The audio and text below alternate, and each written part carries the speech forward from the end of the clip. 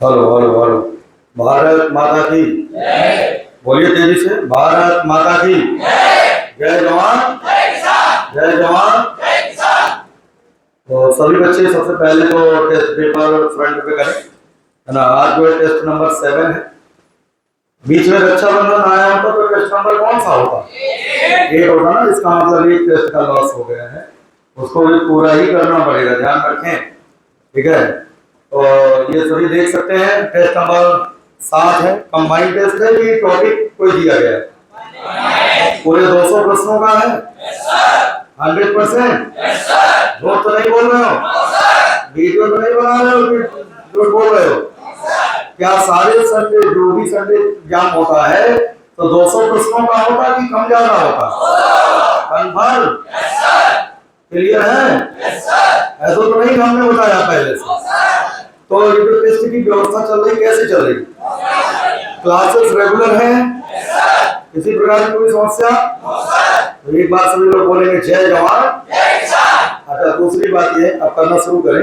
एक बात सुन लो, जो बच्चे ऑनलाइन जुड़े हैं वो भी सुन ले। जैसे हमने अभी कई बच्चों का देखा है कि वो पहले उसमें टिक करते हैं और बाद में क्या होता है, जब गोला नहीं भर पाते, छूट जाता है। तो ऐसा किया करो, 20-20 या 30-30 जो है करके उसके बाद गोला भरो। ये नहीं कि सबसे पहले आप एक नंबर से लेकर के 200 नंबर तक आप उसी में टिक कर रहे हो और बाद में आप गोला भर रहे हो। ऐसा करोगे तो आपका पेपर वहां पर यूपी कैडेट में छूटेगा, क्योंकि 200 प्रश्न सामान्य नहीं, 200 प्रश्नों का पेपर एक बहुत बड़ा एग्जाम है। बहुत ज्यादा क्वेश्चन आते हैं और समय 3 घंटे का मिलता है, जिसमें आधा घंटा आपका इधर उधर आपका चला जाएगा, समझे। और कम से कम 30 से 35 मिनट गोला भरने में लगता है। ओवरऑल आप 2 घंटे से कम समय मानिए कि आपका दिमाग 2 से कम घंटे तक भी चल पाएगा वहां। इसलिए कोशिश करें साथ साथ जितने क्वेश्चन आपको आते हैं उतने क्वेश्चन आप लोग जो है गोला भरते भी चले, ठीक है। जो OMR सीट है उसमें ना तो कट करना है ना तो मोड़ना है।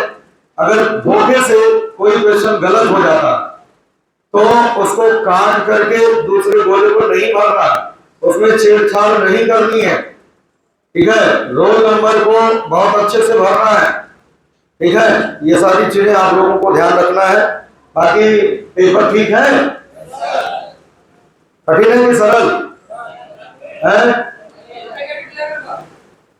कैसा है? हाँ, तो ध्यान रखो उसी तरीके से बढ़िया से। और जो बच्चे ऑनलाइन है उनको जो है टेस्ट ऑनलाइन मिल चुका है, PDF अभी थोड़ी देर के बाद दे दिया जाएगा। तो जो ऑनलाइन वाले हैं वो PDF का प्रिंट आउट निकाल के बिल्कुल ईमानदारी से एक एक क्वेश्चन कॉपी में नोट करें, चाहे वो ऑफलाइन वाले हो चाहे ऑनलाइन वाले हो। सबको हर संडे के प्रश्नों को एक अलग कॉपी बनानी है, ठीक है। धीरे धीरे करके 10,000 सवाल आपके पास पहुंच जाएंगे और काफी क्वेश्चंस जो है रिपीट हो जाते हैं, ये ध्यान रखो। तो आपको मेहनत से करना है, बाकी जो है माथुर सर जो बताएंगे।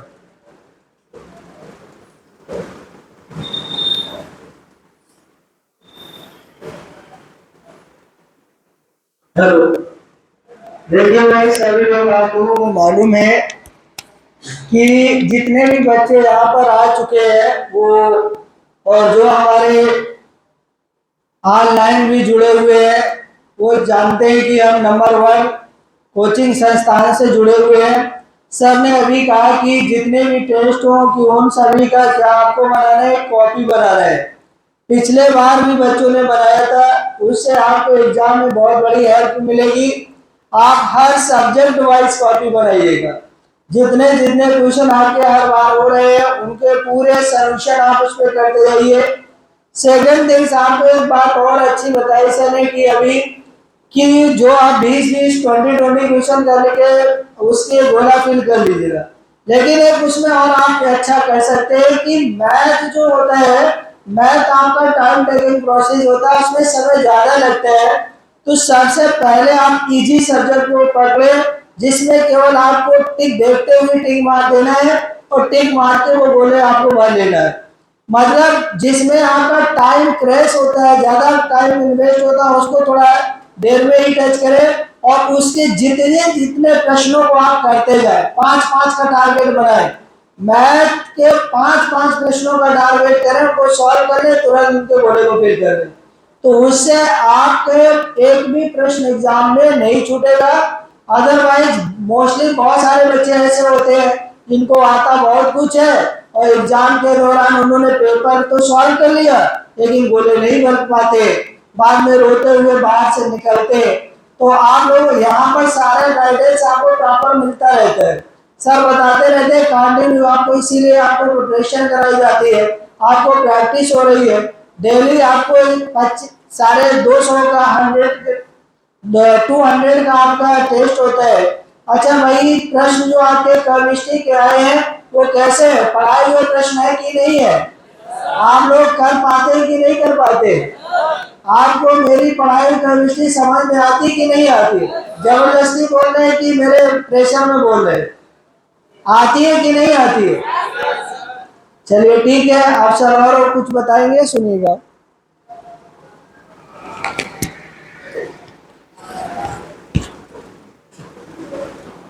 हेलो, अच्छा ये बताइए कितने लोगों को पता है इसमें इस बार यूपी कैडेट 2024 का एग्जाम कौन सा विश्वविद्यालय कराएगा?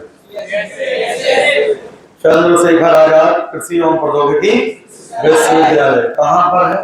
कानपुर में है, पत्थर कॉलेज के नाम से जानते हैं। समझे बात कि नहीं, पता होना चाहिए। और जो सीएससी एग्जाम कराता है, लगातार कई वर्षों से हम देख रहे हैं, जो पेपर होता उसमें 1-2 सब्जेक्ट जो रोटेट होके आता। समझे बात कि नहीं, सीएससी का जो एग्जाम होता है वो थोड़ा सा हट के होता है। हर बार हम लोग जो पढ़ाई करवाते हैं वो थोड़ा बहुत चेंज करते हैं पैटर्न को। विश्वविद्यालय जब चेंज होता है तो सिस्टम बदलेगा, पढ़ाई का सिस्टम बदलेगा, पेपर का स्टैंडर्ड बदलेगा। कई बच्चे लगता है कि हम 120 से कर पा रहे हैं, 130 से कर पा रहे हैं, तो कोई दिक्कत की बात नहीं। अगर पेपर टफ होता है तो सबके लिए टफ होता है। समझे बात कि नहीं? अच्छा, कितने बच्चों का सपना है कि सीएससी में पढ़ना? हाथ ऊपर करें। कितने लोग सीएससी पढ़ना चाह रहे हैं? कन्फर्म है? सीएससी चाहते हो कि नहीं चाहते हो? तो उसके लिए एक काम करना पड़ेगा। पूछो क्या करना पड़ेगा? पहले बताओ, करोगे कि नहीं करोगे? करोगे ना? काम ये है कि पहले अपने अनुसार सोने और जागने के अनुसार अपने आप टाइम टेबल बना लो। क्या करना है? पहले तो टाइम टेबल ये नहीं कि जब मन हो तो पढ़ लो और जब मन हो ना पढ़ो। आप 4 घंटे, 5 घंटे, 6 घंटे अपनी सामर्थ्य के अनुसार, अपने नियम के अनुसार आपको टाइम टेबल बनाना होगा और हर विषय को आपको टच करना है, क्योंकि हर एक दिन में 1 पन्ना 2 पन्ना इससे ज्यादा नहीं पढ़ाया जाता, पता होगा। ऑफलाइन बैच ज्वाइन करने से यही फायदा है कि 1-2 पेज ही पढ़ाया जाता, और अगर उसको आप रिवाइज करके आते हो तो बहुत बेहतर होगा। कई विषय की क्लास रेगुलर होती है, ये भी आप जानते हो। कई सब्जेक्ट होते हैं जिनकी अल्टरनेट होती है ना। तो जो अल्टरनेट होते हैं, जैसे जिनकी रेगुलर है, और तो रेगुलर आपको रिवाइज करके आना है।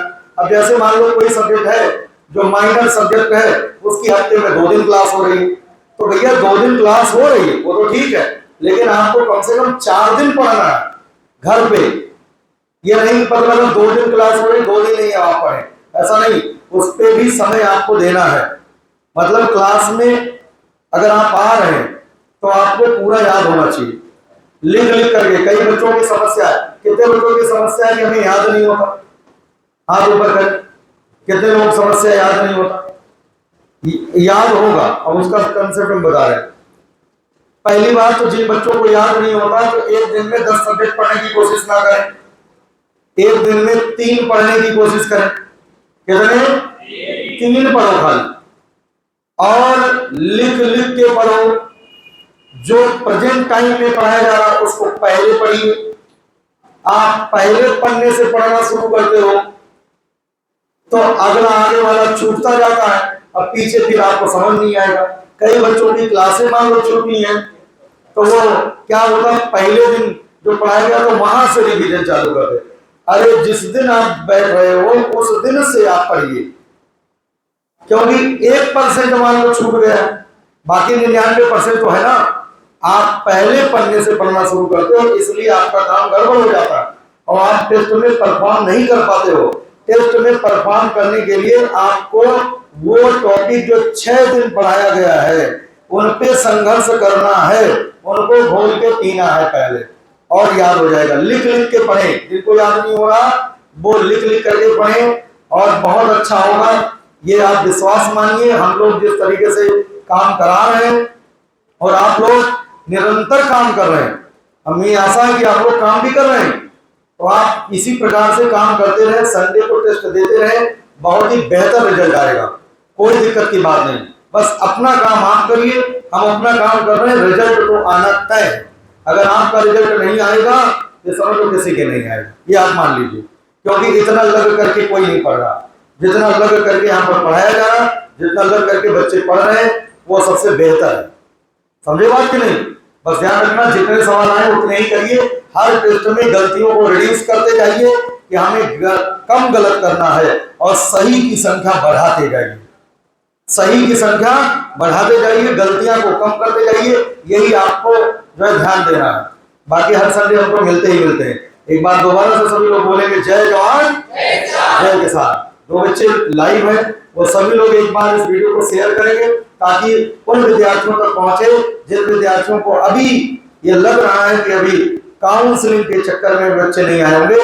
काफी सारे विद्यार्थी यूपी के अलग अलग जिलों से आ चुके हैं, जो बच्चे अभी इंतजार कर रहे हैं, ठीक है, कि बाद में चलेंगे, रक्षाबंधन भी हो गया है, जल्द से जल्द जिनको सीट नहीं मिली है वो अब इंतजार ना करें, क्योंकि तीसरी ऑफलाइन काउंसलिंग हो चुकी है। स्पेशल में जो अच्छी रैंक वाले होंगे उन्हीं को सीट मिल पाएगी, जिनकी रैंक खराब है उनको एग्रीकल्चर मिलने की कोई संभावना नहीं है, ठीक है, ये ध्यान दें। जो बहुत अच्छी रैंक वाले हैं वो एक बार जाएं काउंसलिंग पर, और जिनकी रैंक ज्यादा है, पहला प्रयास किया नहीं मिला, दूसरा प्रयास किया नहीं मिला, तीसरा प्रयास किया नहीं मिला, तो अब अगर अंतिम में जाओगे तो वही जल्लाहट आएगी, जो है आप उल्टे सीधे विषय ले लोगे, कोई फायदा नहीं मिलेगा। अगर आप एग्रीकल्चर से पढ़ना चाहते हो, जो है सरकारी यूनिवर्सिटी से पढ़ना चाहते हो, तो आप जो है अपने 8-10 महीने जो समय है तिवारी एग्रीकल्चर अकेडमी के साथ जुड़ करके और अपने रिजल्ट को बेहतर कर सकते हो। 2024 में आप अपना दाखिला ले सकते हो। इसी के साथ जो है आज के वीडियो को यहीं पर समाप्त किया जा रहा है। बाकी मिलते हैं अगली जानकारी के साथ। हाँ, दूसरी बात जो है, अभी जो है यहाँ पर समय हो रहा है 11:45, 12:45 से या 12:50 से जो है 40 प्रश्नों का सुपर फास्ट रिवीजन होगा। टाइम हम कम लेंगे, लेकिन हाँ चीजें ज्यादा बताएंगे, तो यूट्यूब पर भी आपको लाइव जुड़ना है। 12:45 या 12:50 जैसा होगा क्लास शेड्यूल है, आप वहां पर जाइए, Tiwari agriculture academy Kanpur. Thank you.